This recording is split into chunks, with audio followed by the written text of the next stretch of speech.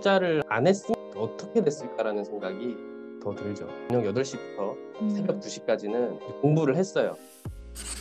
투자를 어떻게 시작하게 되셨어요? 제가 부동산에 관심을 갖기 전까지는 그 어떠한 재테크를 해본 경험도 없었고 관심도 없었고 이제 저와는 상관없는 이야기라고 생각을 했었거든요. 저도요. 네. 네. 그 서울과 이제 수도권 아파트가 엄청나게 오른다는 그 언론이나 주변에서 이야기를 들어도 저와는 상관이 없었어요. 왜냐하면 저는 이 시장과는 이제 상관이 없는 사람이라고 생각을 했었으니까요. 그렇기 때문에 돈을 모으는 목적도 없었고 돈을 모아서 무엇을 해야겠다는 계획 자체가 없었어요. 돈에 그냥 아예 별로 관심이 없으셨네요. 30살까지도 수중에 돈이 거의 없었어요. 어, 그리고 30살이 넘어가면서 좀 돈을 좀 모아야겠다는 생각은 들어서 열심히 좀 돈을 잠깐 모았어요. 우연히 관심을 갖게 됐다고 말씀을 드렸는데 지금 우리 hen담님과 같이 이제 부동산 재테크 관련 유튜버분들이 많으시잖아요. 어느 날 이제 2019년 재작년이죠. 재작년 어느 날 그런 분들의 영상을 우연하게 보게 됐고 제가 관심을 가지지 않은 그 시간 동안에 관심을 가지고 시장에 참여했던 사람들이 얼마나 많은 자산을 증식했는지를 알게 되고 크게 좀 뒤통수를 맞은 느낌이었어요. 주변 분들이 돈을 버신 걸 이제 보게 되셨구나. 그 유튜버들을 통해서 간접적으로 이제 봤던 거죠. 유튜버들을 통해서. 네, 그쵸. 그 관심을 안 가지는 그 시간 동안 그 사람들이 그렇게 자산을 증식을 하는 걸 보고 제가 이 관심이 안 가는 분야에 대해서 억지로 관심을 갖거나 이제 파고들지 않는 편인데 부동산 시장에 대해서는 자연스럽게 관심이 가게 되더라고요. 그래서 그런 식으로 이제 특별하지는 않지만 우연찮은 기회로 이제 투자를 하기로 결심을 했었습니다. 부동산 공부를 몇 살에 시작하신 거예요? 2019년에 제가 33살이었어요. 33살부터 공부를 시작을 해서 그 33살 이제 하반기에 이제 투자를 시작을 했고요. 와, 그러면은 이제 1년 만에 첫 투자를 시작을 하신 거네요? 정확히는 제가 한 6개월 만에 관심을 갖고 6개월 만에 이제 투자를 실행에 옮겼어요. 저랑 비슷하네요. 저도 7개월 만에 이제 투자 실행으로 옮겼거든요. 그래서 제가 네. hen담님 유튜브를 보면서 비슷한 점이 많은 것 같아서 아, 구독을 하고 이제 네. 애청하고 있습니다. 애청까지 너무 감사합니다. 그 당시에 제가 종잣돈은 8천만 원으로 시작을 했고요. 오, 제가 가지고 있었던 돈이 저랑 8천만 원이었어요. 똑같네요. 네, 8천만 원으로 음, 시작을 했고 이제 뭐 신용 대출이라던가 이런 것도 일으켰어요. 음. 네, 그래서 제가 그 가용한 한도에서 신용 대출은 따로죠. 따로 네, 신대를 받고. 네네네. 그래서 대단하다. 정확히 좀 말씀을 드리면 신용 대출은 한 7천만 원 정도를 받았고요. 네. 그래서 이제 합치면은 1억 5천이잖아요. 음. 1억 5천 가지고 제가 이제 시장에 참여를 했고 현재 기준으로 한 7억 원 정도가 상승을 한 상황입니다. 와, 미쳤다. 이게 사람이 음, 욕심이 있다 보니까 제가 이제 그 투자처를 찾기 전까지 또 음, 많은 투자처를 봤을 거 아니에요. 음, 그때 좀 돌이켜 보면은 이걸 하지 말고 저걸 했으면은 음. 뭐 조금이라도 더 좋았어. 이런 끊임없는 욕심이 저도 그래요. 예, 저도 항상 그래요. 예, 그런 거는 있지만 음. 뭐 제가 다시 이제 초심으로 돌아가서 그 당시를 생각해 본다면 투자를 하고 나서 안 했으면 어떻게 됐을까라는 생각이 더 들죠. 부동산 투자 공부를 많이 하셨을 거잖아요. 근데 직장을 다니시는데 직장 외 시간을 어떻게 활용을 하셨습니까?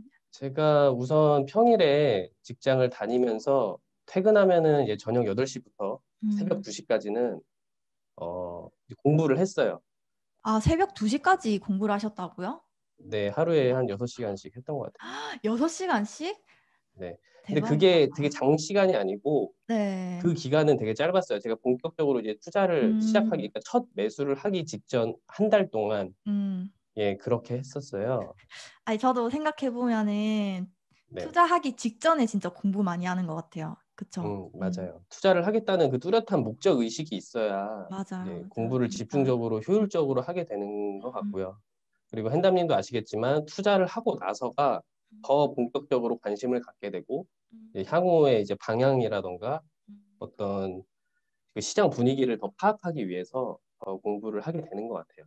맞아요. 진짜 공감합니다. 그래서 제가 공부를 했던 방식을 말씀을 드리면 평일에는 퇴근 후에 제가 집에서 이제 손품을 판다 그러죠. 예, 이제 컴퓨터를 이용해서 각종 그 부동산 관련 사이트라던가 어플을 통해서 이제 손품을 팔고 그리고 제가 주말에 임장 갈 지역을 정해요. 그냥 가는 게 아니라 제가 평일에 투자처로서 이제 가치가 있다고 판단된 지역을 정하고 그 지역 안에서도 가장 효율적으로 생각되는 생활권과 아파트 단지를 선정을 해서 그 네이버 부동산에서 적당한 매물을 확인을 하고 토요일에 집을 보러 가겠다는 약속을 잡아요. 아, 미리 부동산에 약속을 잡는구나. 그쵸, 예. 음, 그래서 이제 만약에 보통 이제 토요일에 지방을 간다고 하면 뭐 11시, 12시 이렇게 방문 약속을 잡으면 제가 지금 수도권에 살고 있기 때문에 네. 아침 7시, 8시에는 출발을 해야 되거든요. 음, 약속된 부동산을 방문을 해서 이제 약속된 매물을 보고요. 실제로 임장을 하고 오후에 돌아오는 스케줄로 해서 시간을 활용을 했어요. 음, 지금 부동산이나 재테크 공부를 하기 좋은 이유가 음, 그 예전 같으면은 주변 사람에게서 영향을 받아서 나도 시장에 관심을 가지는 형태가 줄을 이뤘다면 음, 지금은 블로그나 유튜브나 각종 커뮤니티를 통해서 내 주변에 투자 성공 사례가 없어도 음, 다양한 정보와 성공 사례를 접할 수 있는 기회가 많잖아요. 그쵸. 이런 다양한 매체를 통해서 저도 정보랑 지식을 쌓아 나갔고요. 음, 개인적으로는 제가 투자에 관심을 갖고 우선 부동산 관련 책을 3권 정도를 읽었어요. 제가 부동산에 관심도와 호기심은 있었지만 마인드가 덜 잡혀 있었기 때문에 책을 통해서 마인드를 잡아야겠다고 생각을 했고요. 결국에는 이제 부동산 투자를 통해서 이제 자산 증식을 하신 이제 성공 음, 사례를 나타낸 그런 책들을 주로 읽었고요.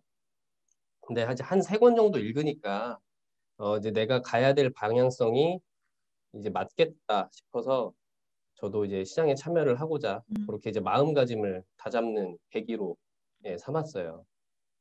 그 포털 사이트 다음 있잖아요. 네. 거기에 부동산 뉴스 코너를 가보면 음, 약 20년 전 뉴스 기사부터 20년 전부터 지금까지의 부동산 정책이 시기별로 나와 있고, 진짜요? 예, 그 당시에 음, 어떤 시장의 흐름이 펼쳐졌는지 그 기사로서 우리가 확인을 할 수가 있어요. 음, 그래서 20년 전부터 지금까지의 모든 그 뉴스 기사와 흐름을 파악하려고 했고, 그 각 시기별로 사회 현상이나 부동산 정책별로 어떤 식으로 시장이 움직였는지에 대해서 그 당시에 부동산 시장을 제가 공부를 했어요. 그리고 한국감정원 홈페이지에 들어가면 이곳에서도 약 20년 전부터 지금까지의 지역별로 전세가와 매매가의 가격 추이를 확인할 수가 있어요. 제가 20년간의 부동산 뉴스 기사와 20년간의 지역별 부동산 시세 변화를 각각 확인하면서 특정 지역이 하락장을 맞았을 때는 왜 하락장을 맞았는지, 상승장일 때는 왜 상승장이었는지에 대해서 이해하려고 했고요. 그 과거를 보면 지금을 알 수 있기도 하지만, 근데 또 반면으로는 과거와 지금은 시대가 다르죠. 그쵸. 그래서 다르긴 하지만 역사는 반복되잖아요. 이제 일치하는 부분이 있는데, 음, 시장의 전체적인 방향은 과거를 토대로 현재와 앞으로에 대해서 참고할 수 있다고는 생각을 하고요. 그리고 공부를 또 제가 했던 방향 중에 하나로서 지금 현재 상승이 일어나고 있는 지역들을 상승 연차별로 나눠서 상승장이 시작된 지 1년 차, 2년 차, 3년 차인 지역들을 나눠서 그 연차별로 지역의 상승 흐름이 어떻게 가는지에 대해서 분석을 해봤고요. 아, 과거에 이제 이런 지역들이 어떤 식으로 오르고 내렸는지를 분석을 하셨다라는 거죠. 과거도 그렇고 지금 음, 시점에서도 그랬고요. 음, 뭐 하락 중인 지역들도 그 당시 기준으로 지금부터 관심을 가져야 할 지역과 음, 아직 관심을 안 가져도 되는 지역, 그리고 우리가 투자를 한다면 투자금이 중요하잖아요. 그쵸. 그래서 지역별로 소액으로만 접근해야 하는 지역, 음, 투자금을 좀 크게 넣어도 될 지역, 이런 투자 효율성 부분에 대해서도 고민을 많이 했어요. 음. 이제 그 도시 자체를 이해하려고 했고, 인접 지역 간에 어떤 영향을 주고받는지에 대해서도 파악하려고 그렇게 공부를 했었습니다. 맞아요. 그 지역성이 중요한 것 같아요, 부동산은. 네, 그렇죠. 부동산 투자를 하고 어떤 점이 가장 많이 달라지셨어요? 첫 번째로는 이제 부동산 투자를 하고 나서 제가 이제 선순환 구조에 대해서 지속적으로 생각을 하게 돼요. 선순환이 뭐예요? 우리가 투자 수익을 통해서 또 다시 재투자를 하는 그런 구조를 이제 음. 선순환 구조라고 얘기를 하거든요. 어. 그러니까 이제 우리가 투자를 해서 번 돈으로 다시 투자해서 또 벌고 음. 이렇게 계속 자산을 증식해 나가는 음. 그런 구조에 대해서 계속적으로 생각을 하게 되고 음.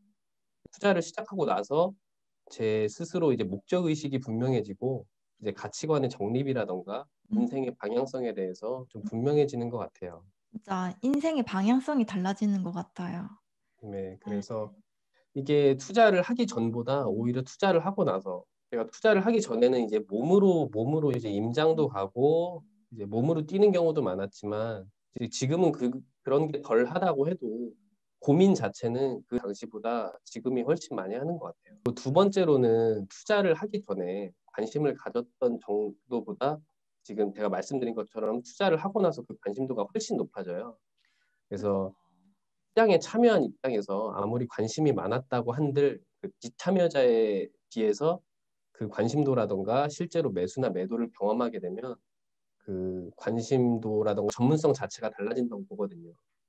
그래서 아파트 올라가는 가격 보면 관심이 안 갈 수가 없죠. 내 돈이 들어간 건데, 그쵸? 우리가 지금 다양한 뭐 정부 정책이라던가 어떤 음. 시장의 흐름이라던가 이런 부분에 대해서 내가 지금 이 시장에 뛰어든 상황이기 때문에 관심을 안 가질 수가 없거든요. 음. 그래서 앞으로 어떻게 내가 포지션을 취해야 될지 이런 부분에 대해서도 고민을 하게 되고, 그리고 이 투자를 정리를 하게 되면 다음에는 어떤 투자를 하게 될지도 이제 끊임없이 고민을 하게 돼요. 맞아요. 갈아타기 고민은 꼭 할 수밖에 없죠. 그리고 세 번째로는 이제 심적인 여유가 좀 생겨요. 아, 저 진짜 공감해요. 실제로 자산이 증식이 되고 이제 매도를 해서 현금화를 할 수도 있잖아요. 음. 그래서 심리적으로 좀 편안한 마음도 있지만 또 다른 한편으로는 스트레스도 있어요. 어떤 스트레스요? 이게 작게나마 그 불안감이라는 게 있거든요. 아. 그러니까 내가 돈이 좀 많이 들다 보니까. 내가 만약에 현금을 들고 있었으면 음. 어쨌든 현금의 가치가 하락되는 뭐 지금의 추이라고 해도 음. 도망가진 않잖아요. 그쵸. 그러니까 벌 건 없지만 잃을 것도 음. 없는 음. 상황인데, 근데 이렇게 투자라는 거를 하게 되면 우리가 벌 수도 있지만 잃을 수도 있는 거예요. 음. 그래서 더욱더 이제 시장을 계속 지속적으로 모니터링하게 되고 맞아요. 그런 부분을 극복하기 음. 위해서라도 계속 공부를 하게 되는 것 같아요. 음. 와, 진짜 너무 공감이 가네요. 네, hen다님 수고하셨습니다. 네, 감사합니다.